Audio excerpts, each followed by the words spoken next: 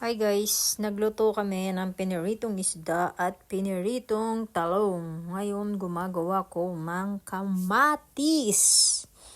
Tapos lalagyan ko yan siya ng bagoong alamang. O, ha? O, ha? Diba? Ang sarap niyan guys.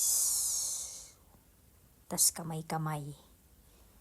Tas gagawa naman tayo ng sausawan ng talong, lime.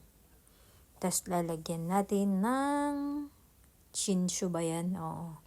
Yung meron na siyang garlic chili na flavor. Oo ha? Tara na guys. Kain na tayo. Piniritong longta. At piniritong sibas. Sarap. Tara guys. Kain na.